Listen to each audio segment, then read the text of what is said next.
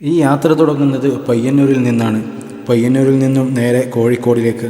അങ്ങനെ കോഴിക്കോടിലെത്തി നമ്മുടെ ഈ യാത്രയുടെ ലക്ഷ്യമെന്ന് പറയുന്നത് മഹാനായ വരക്കൽ മുല്ലക്കോയ തങ്ങളും ശംസുലുലമയും അന്ത്യവിശ്രമം കൊള്ളുന്ന വരക്കൽ മുക്കാമിലേക്കാണ് നമ്മുടെ യാത്ര. അങ്ങനെ പോകുന്നതിൻ്റെ ഇടയിലാണ് സുപ്രഭാതത്തിൻ്റെ മെയിൻ ഓഫീസ് കണ്ടത്. അവിടെ കുറച്ച് സമയം നിന്നുകൊണ്ട് അവിടെ നിന്ന് യാത്ര തുടങ്ങി. പിന്നീട് നമ്മൾ എത്തുന്നത് ചരിത്രമുറങ്ങുന്ന കോഴിക്കോട് ജില്ലയിലെ ഇടിയങ്കര ഷെയ്ഖ് മുഖാമിലാണ്. ഇവിടെ അന്ത്യവിശ്രമം കൊള്ളുന്നത് അഷെയ്ഖ് ഷംസുദ്ദീൻ മുഹമ്മദ് ബിൻ അലാഹുദ്ദീൻ MC റളിയല്ലാഹു അൻഹു ആണ്. മഖ്ദൂം തങ്ങളെ ക്ഷണപ്രകാരം ആത്മീയ പ്രഭ പരത്താൻ മഹാനവരുകൾ പൊന്നാനിയിലും വെളിയങ്കോടിലും താനൂരിലുമെല്ലാം സഞ്ചരിക്കുകയും മഹാനവരുകളുടെ ജീവിതം വഴി ധാരാളം പേർ ഇസ്ലാമിലേക്ക് വരാൻ അത് കാരണമാവുകയും ചെയ്തു. ധാരാളം കറാമത്തുകൾ ഹയാത്തിനും വഫാത്തിനു ശേഷവും നിരവധി കറാമത്തുകൾ കാണിച്ച മഹാനവരുകളായിരുന്നു. മഹാനവരുകളുടെ സാന്നിധ്യം ജാതിമത ഭേദമന്യേ സാമൂതിരി രാജാവടക്കം എല്ലാവരും ആഗ്രഹിച്ചിരുന്നു. ഹിജ്റ വർഷം 980 റജബ് 15 ഷെയ്ഖ് അവരുകൾ ഈ ലോകത്തോട് വിട പറഞ്ഞു. തനിക്ക് വേണ്ടി കുഴിച്ചുവെച്ച ഖബറിൽ പുണ്യശരീരം മറവാടുകയും ചെയ്തു. ഒരു നൂറ്റാണ്ടിന് ശേഷം അതിശക്തമായ കടൽക്ഷോഭം മൂലം കുറേ ഭാഗങ്ങൾ കടൽ വിഴുങ്ങുകയും ചെയ്തു. ഷെയ്ഖ് അവരുടെ ഖബറും കടൽ ഭീഷണി നേരിട്ടുകൊണ്ടിരുന്നു. അന്ന് രാത്രി നാട്ടിലെ കാസിമാർക്കും പൗരപ്രമാണികൾക്കും ഒരു സ്വപ്നം കണ്ടു. ഷെയ്ഖിൻ്റെ ഖബർ തുറന്ന് മറ്റൊരു സ്ഥലത്തേക്ക് മാറ്റണമെന്ന്. 1 നൂറ്റാണ്ട് കഴിഞ്ഞിട്ടും ആ പുണ്യശരീരത്തിന് ഒരു മാറ്റവും ബാധിച്ചില്ല. മഹാനായ മമ്പ്രം അലവി തങ്ങൾ റളിയല്ലാഹു അൻഹു ഇടയ്ക്കിടെ ഇടിയങ്കര മൊക്കാം സിയാറത്ത് ചെയ്യുമായിരുന്നു. മർഹൂം അഹമ്മദ് കോയ ഷാലിയാത്തി റളിയല്ലാഹു അൻഹു രേഖപ്പെടുത്തിയതായി കാണാം. മഹാനായ വരക്കൽ മുല്ലക്കോയ തങ്ങൾ ശംസുൽ ഉലമ CM വലിയുല്ലാഹി റളിയല്ലാഹു അൻഹു ധാരാളം മഹാന്മാർ സിയാറത്ത് ചെയ്യാറുണ്ടായിരുന്ന സ്ഥലമാണ് ഇടിയങ്കര ഷെയ്ഖ് മക്കാം. അവിടെ നിന്ന് നമ്മുടെ ലക്ഷ്യസ്ഥലത്തേക്ക് എത്താൻ കുറച്ചും കൂടി നടക്കണമായിരുന്നു, അതായത് വരക്കൽ മക്കാമിലേക്ക്. അങ്ങനെ നമ്മുടെ യാത്ര തുടർന്നു നേരെ വരക്കൽ മക്കാമിലേക്ക്. ശംസുലുലമയെ ഏറെ അറിഞ്ഞതുകൊണ്ടായിരിക്കാം മനസ്സകമിൽ എപ്പോൾ അവിടത്തേക്ക് എത്തും എന്നുള്ള ചിന്ത മാത്രമായിരുന്നു. അങ്ങനെ നമ്മൾ ആ സ്ഥലത്തേക്ക് എത്തി. പുറത്തെ കാഴ്ചകളെല്ലാം കണ്ടു.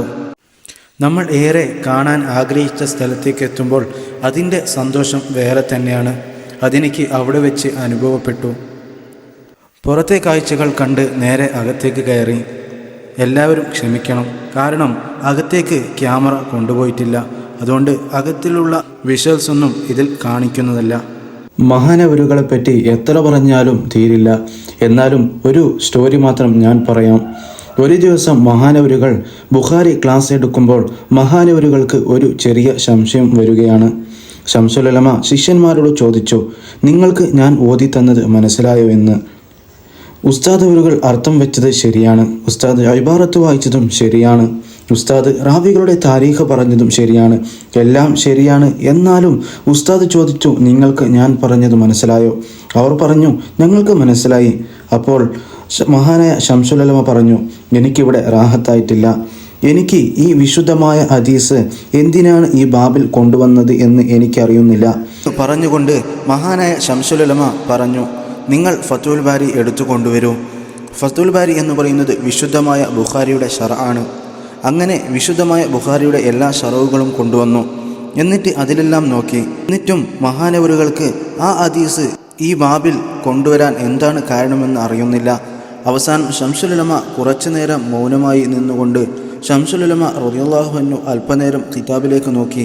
അതാ മക്കളോട് പറയുകയാണ്, മക്കളെ, ഈ വിശുദ്ധമായ ഹദീസ് ഈ ബാബിൽ കൊണ്ടുവരാൻ കാരണം ഈ കാരണം കൊണ്ടാണ് എന്ന് പറഞ്ഞുകൊണ്ട് ഈ ഹദീസ് ആ ബാബിൽ വന്ന കാരണം പറഞ്ഞുകൊണ്ട് പറയുകയാണ്. ഈ വിശുദ്ധമായ കാര്യം എനിക്ക് പറഞ്ഞു തന്നത് ആരാണെന്നറിയുമോ? അത് ഇമാം ബുഖാരി തങ്ങളാണ്. അങ്ങനെ നമ്മൾ വരക്കൽ മുല്ലക്കോയ തങ്ങളുടെ മക്ബറയുടെ ചാരയെത്തി. ആരായിരുന്നു വരക്കൽ മുല്ലക്കോയ തങ്ങൾ? അള്ളാഹുവിൻ്റെ റസൂൽ സല്ലല്ലാഹു അലൈഹി വസല്ലമ തങ്ങൾ നമ്മോട് സൂചിപ്പിച്ചതുപോലെ അൽ ഈമാനു യമാനിയുൻ വൽ ഹിക്മത്തു യമാനിയ. വിശ്വാസം യമനി പാരമ്പര്യമാണ്, വിജ്ഞാനവും യമനി പാരമ്പര്യമാണ്. ഇസ്ലാമിക പ്രചരണാർത്ഥം ഈ കേരളക്കരയിലേക്ക് എത്തിയവരാണ് വരക്കൽ മുല്ലക്കോയ തങ്ങളും പാരമ്പര്യവും. ഇൻഷാ അല്ലാഹ് ഇനിയും അതിനെപ്പറ്റി വിശദീകരിച്ചുകൊണ്ട് ഒരു വീഡിയോ കൂടി ഉൾപ്പെടുത്തുന്നതായിരിക്കും. ഈ പോക്കിൻ്റെ ഉദ്ദേശം നമ്മുടെ യൂട്യൂബ് ചാനലിൻ്റെ വ്ളോഗ് തുടങ്ങുന്നതിൻ്റെ ഒരു സമ്മതം ചോദിക്കുക എന്ന നിലയിലാണ്. ഇൻഷാ അല്ലാഹ് ഇനിയും അവിടെ ചെന്നിട്ട് ഒരു നല്ലൊരു വീഡിയോ നിങ്ങളുടെ മുമ്പിലേക്ക് എത്തിക്കുന്നതായിരിക്കും. ഇത് നമ്മൾ അവിടത്തേക്ക് എത്തുന്നത് രാത്രി 2 മണിയായതുകൊണ്ട് ഇതിലുള്ള വിഷ്വൽസ് ഒന്നും നിങ്ങൾക്ക് ക്ലിയർ ആയിരിക്കില്ല. അതിന് നിങ്ങൾ ക്ഷമിക്കണം.